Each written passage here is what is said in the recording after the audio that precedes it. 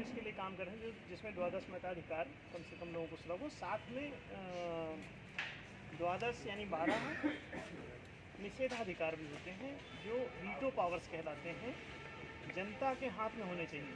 अभी होता क्या है कि पुलिस गालियां दे रही है और ये असंवैधानिक है, किसी को गाली देना अपमान का प्रतीक है, लेकिन गली गली में गालियां दी जाती हैं जनता को और वो कुछ नहीं कर पाते।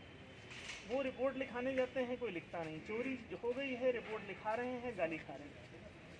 समस्या ये है कि प्रशासन जनता को आज भी गुलाम समझता है, जबकि 70 साल हो गए जनता के साथ वही अभद्र व्यवहार होता है। 1860 का ही कानून चल रहा है जो अंग्रेजों के टाइम पर था। तो उस टाइम पे गुलामी थी, तो गुलामी के हिसाब से पुलिस व्यवस्था थी, प्रशासनिक व्यवस्था थी, अब उसी को कंटिन्यू किया जा रहा है। अगर लोकतांत्रिक अधिकार ये हो, वीटो पावर्स अगर वास्तव में सुलभ हो, तो कम से कम वो वीटो कर सके, माने उसको सस्पेंड कर सके। एक मंत्री आता है, सारा प्रशासन उसके इर्द गिर्द भागता है, पूरी सभ्यता से पेश आता है, क्योंकि उसके पास उनको सस्पेंड कर देने का अधिकार है।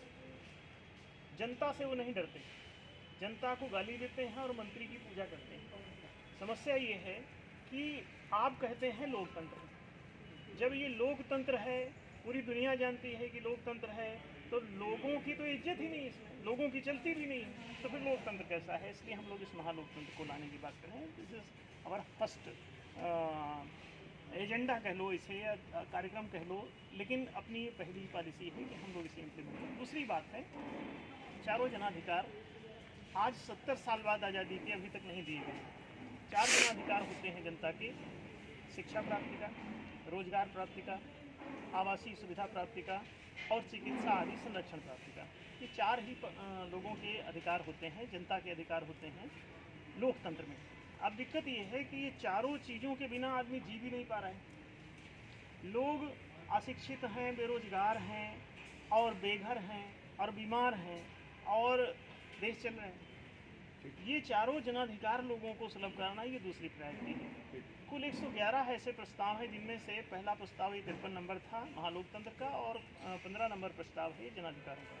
तो हम लोग ये 2 मुख्य मुद्दों पे यहाँ पे इसको लॉन्च करके, और अभी चुनाव में हम उतार रहे हैं अपनी पार्टी को, और ये काम तो 30 साल से कर रही है, लेकिन चूँकि अभी राजनीति के हिसाब से पिछले 2 साल से हम लोग इस पर काम कर रहे हैं, और 2020 में इसका पंजीयन हुआ है चुनाव आयोग से, दिल्ली से। और अभी हम लोग, चूँकि लोकतंत्र की ज़रूरत पहले अपने प्रदेश को, यहाँ हम लोगों का हेड ऑफिस हरिद्वार है, तो ये उत्तराखंड जो है, इसकी चूँकि एक तरीके से इस पार्टी की जन्मभूमि है, तो हम लोग यहाँ पे पहली बार इसीलिए इसको इंट्रोड्यूस करा रहे हैं। और कोई विशिष्टता ऐसी नहीं है कि हम लोग उत्तराखंड के लिए ही काम करें, पूरे देश के लिए हम लोग काम कर रहे हैं, बल्कि पूरी दुनिया के लिए भी हम लोग काम कर रहे हैं।